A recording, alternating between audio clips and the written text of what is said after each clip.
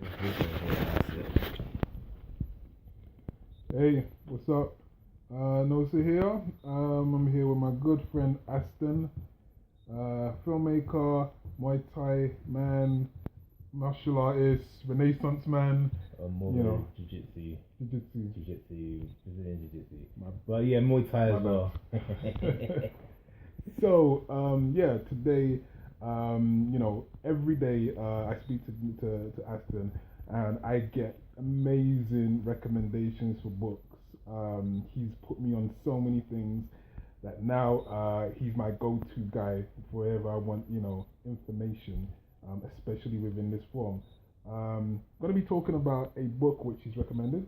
You want to tell him about it, Aston? Thanks for that introduction, Nosa. I get as much knowledge from this guy as he claims to get from me. So, and I get it from other smart people, so it's not really me. But anyway, this book, it's Creativity Inc. by Ed Catmull. Ed Catmull, if you don't know who he is, he's the president of Pixar Animation and Disney Animation, and I'm sure you've seen a lot of their films like Toy Story, Monsters Inc., Up, all those brilliant animation films that get a lot of awards and a lot of critical acclaim. Now, the essence of this book, what this book really is about how to manage companies and how what the importance of the people within the company is and how to treat the people, and also the way that you treat the people kind of dictates the kind of creativity that they will exude within the company. And he just talks about his experience with Pixar, and how the things he learned as president of Pixar, working with the people there, and how the important lessons of that he learned from his employees and his business partners. Also, if you know, Pixar it was actually started by Ed Catmull, but he worked with Steve Jobs. So when Steve Jobs was kicked out of Apple, he came to Pixar and he helped grow the company to the company it is now. So it wasn't just one or two people; it was a team of people, which this book really does cover. So this is what I'm currently reading now. And it's really good. So yeah. Excellent. So yeah, my main purpose for this is to share with everybody else, but this is also a selfish video because I want to get some tips from Aston on this book. So just for myself and everybody watching, could you give me the three things that you have learned from this? Whether it pertains to the art, the business, but three things which you are going to take into your life from this book. Well, it's really hard to narrow it down to three, but one of the main things which I really truly do believe in as a creative, because as you know, as a creative, in our industry, in the film and television industry, a lot of us we're very detail orientated, should I say, which is a good thing.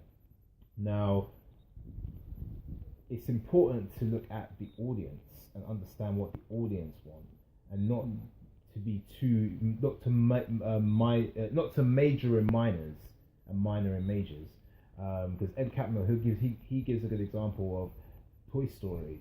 When it first came out, there was a few technical issues within the film that they were very concerned with. And when the film had a screening, the audience loved the film, and all the concerns that the filmmakers had, like, the audience didn't even notice. So that was one thing that he noticed, and he recognized, and it's a pattern that he's seen and again and again and again within our industry. So my takeaway from that was to just make sure that you understand your customer. I go to cinema a lot, and the reason I go to the cinema every week is because it's not just because I enjoy watching films and everything else, the experience, which I do love, but it's to be there as a fan and to understand what the fans want. I think that's why Marvel Studios at the moment is doing so well, because Kevin Feige and all the people behind Marvel Studios, their fans first, and they understand what the fans want. They're in there with the fans. They understand the DNA of what they want to see as a fan. So not to get too boggled up in minor things that aren't important to your customer. That's my number one that I got from this. Number two is people first. Within organizations, I think a lot of us get, especially if you're in a power position, you kind of lose touch with your people and the communications with your people.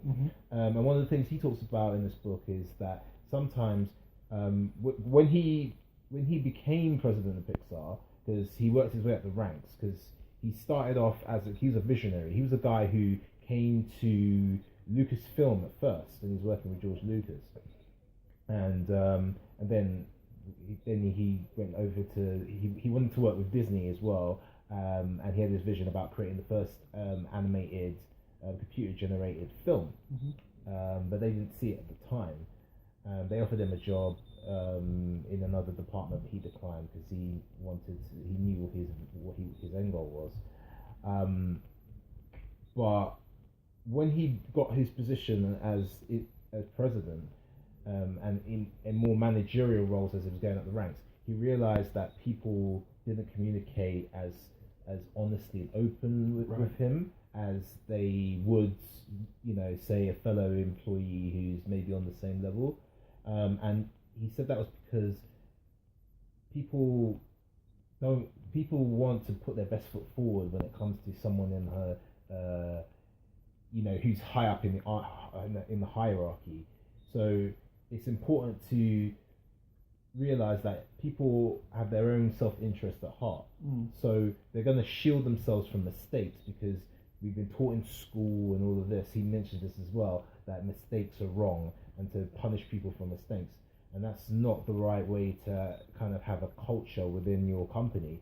You have to embrace the fact that we're all human beings and we do make mistakes, and to actually also communicate with your team and understand what their problems that they're facing are, because the things that they're facing, you might not know is also a problem, because you're not in the day-to-day grind the same day-to-day grind that they're in, and you can't be, because there's so many departments of a company, so there's so many cogs to the whole machine.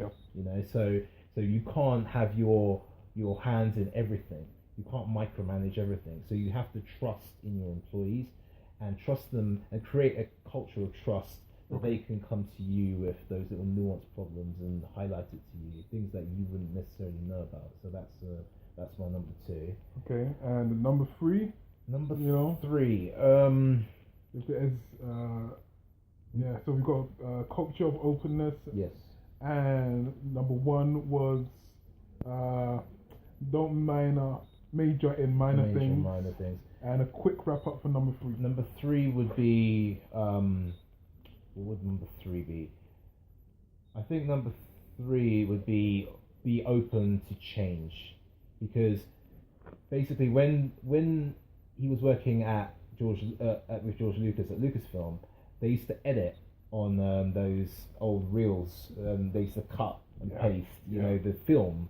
So he literally used to cut the film and put it together. That's how the editors used to operate.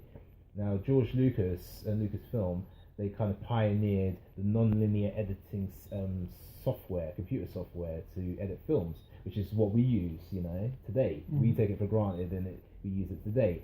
But when they brought that technology to the employees back in the day, they rejected it because it was against what they were already doing. They didn't understand it. They weren't open to new ideas. So be open to new ideas, because now you look back at it, you think those people are crazy. But there's things that people are innovating today that we think are crazy. So be open to new ideas. Human beings were born to innovate, and the world is forever changing. So I keep that.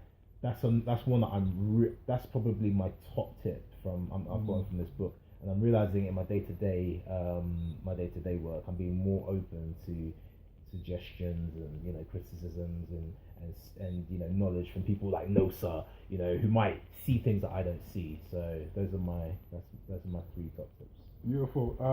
So yeah, just I'm gonna wrap it up. So can you let everybody know where they can find you? Where they Yeah. can find your work. Yeah. If you YouTube Asten Regis, if you find me on YouTube, Asten Regis the Flip Side. That's a vlogging channel that I've got. Also on all the social medias at Asten Regis, you'll find me there as well. Facebook, search for Asten Regis the Flip Side. I've got a fan page there, and yeah, look forward to Cool. communicating with you guys online. So everything is gonna be down underneath where you can check out Aston stuff. All the links will be there. Subscribe. Aston's the man. You know, check him out. Thank you for coming on, mate. No worries, man. All right. Thank you. Take care.